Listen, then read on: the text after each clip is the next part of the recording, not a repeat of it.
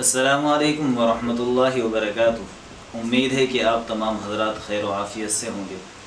آج کی اس بھاگ دوڑ بھری زندگی کے اندر ہر انسان ٹینشن کا، غم کا، فکر کا شکار ہے۔ غموں نے اور فکروں نے ہر انسان کو گھیر لیا ہے۔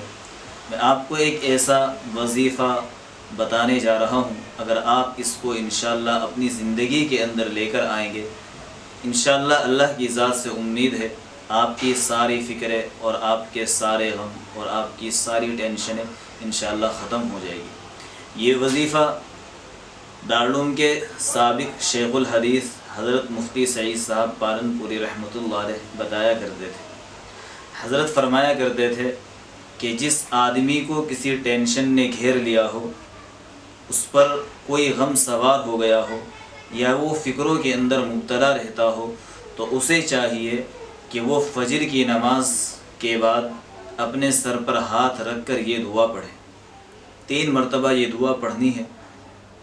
فجر کی نماز کے فوراً بعد سر پر ہاتھ رکھ کر 3 مرتبہ اس دعا کو پڑھنا ہے۔ دعا کیا ہے؟ پڑھ لیتے ہیں۔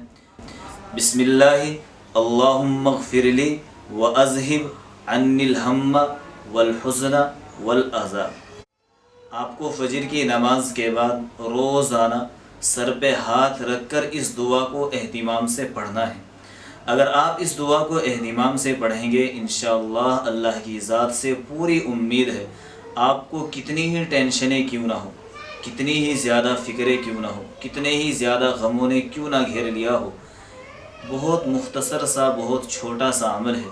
انشاءاللہ اس عمل کی برکت سے آپ ساری ٹینشنوں سے اور سارے فکروں سے انشاءاللہ نجات ضرور پائیں گے۔ اللہ سے دعا ہے کہ اللہ پاک ہمیں تمام مصیبتوں سے، تمام تکلیفوں سے اور تمام طرح کی ٹینشنوں سے محفوظ فرمائے۔